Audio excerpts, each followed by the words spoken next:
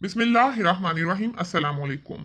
हकीम लुकमान तारीख़ अरब की मशहूर शख्सियत हैं। कदीम तारीख से वाबस्ता इनके हकीमाना अक़वाल सहीफ़े लुकमान के नाम से मशहूर हैं। हज़रत लुकमान का ज़माना 3000 साल क़िबल मसीह का बताया जाता है। तफ़सीर इब्ने कसीर के मुताबिक हज़रत लुकमान अफ्रीकी नस्ल से ताल्लुक़ रखते थे और ग़ुलाम बनाकर अरब लाए गए थे।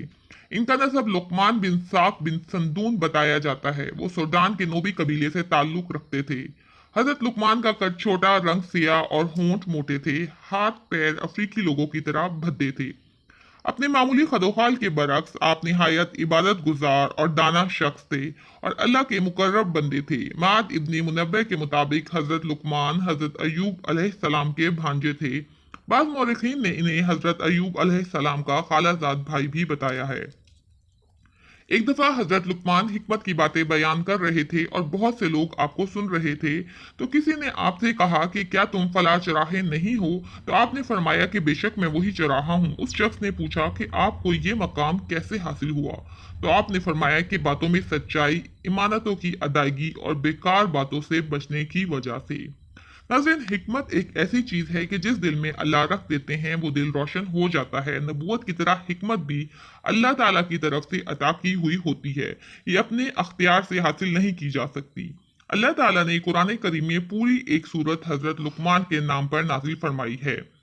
हजरत लुकमान का नाम अल्लाह ताला ने खुद लिया है और कुरान पाक में इरशाद फरमाया है कि बेशक हमने लुकमान को हिकमत अता की। अल्लाह ताला का इन्हें नाम से बुलाना कितनी अजीम सआदत है। कुरान करीम में हिकमत का लफ्ज कई मायनों में इस्तेमाल किया गया है और कुरान में आपकी हिकमत और दनाई का जिक्र किया गया है, लेकिन आपके हसब और नसब को किसी मसलहत की बिना पर जेर बहस नहीं लाया गया, बल्कि आपके हकीमाना अकवाल को बयान फरमाया गया है।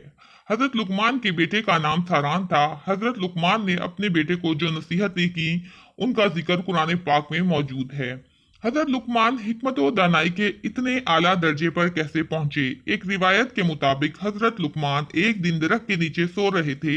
इस दौरान आपके पास एक फरिश्ते की आमद हुई। फरिश्ते ने कहा कि अल्लाह पाक आपको दो में से एक से नवाजना चाहता है, पहला हिकमत, दूसरा नबूवत। तो आपने हिकमत को अख्तियार किया। जब आपसे पूछा गया कि हिकमत को नबूवत पर तरजीह क्यों दी, तो इसका जवाब आपने यूं दिया कि नबूवत बड़ी जिम्मेदारी का मनसब है। अगर वो मुझे बगैर मेरे अख्तियार के दिया जाता तो अल्लाह ताला खुद किफालत फरमाते कि मैं इसके फराइज अदा कर सकूं, लेकिन अगर मैं अपने अख्तियार से इसको तलब करता हूं तो ये जिम्मेदारी मुझ पर पड़ती है। आपको अल्लाह ताला ने एक खास इल्म अता फरमाया था और दुनिया का कोई मर्ज ऐसा नहीं था जिसका इलाज आपके पास ना हो। अल्लाह ताला ने इन्हें जड़ी बूटियों का इल्म अता फरमाया था। आप जिस जड़ी बूटी को हाथ लगाते वो अपने फवाइद और खसूसियत से आपको आगाह करना शुरू कर देती। बताया जाता है कि हजरत लुकमान की उम्र 1000 साल थी और हजरत दाऊद के जमाने तक आप हयात रहे। और जब हजरत दाऊद को नबूवत अता हुई तो आपने फतवे देना बंद कर दिए। जब लोगों ने इसकी वजह दरियाफ्त की तो आपने इरशाद फरमाया कि अब इसकी जरूरत नहीं रही, क्योंकि अल्लाह ने नबी मबूस फरमा दिया है। इलामा इब्ने मसूद रहमतुल्लाह लिखते हैं कि इन्हें इतनी हिकमत अता फरमाई गई थी जितनी इनके दौर में किसी और को अता नहीं की गई।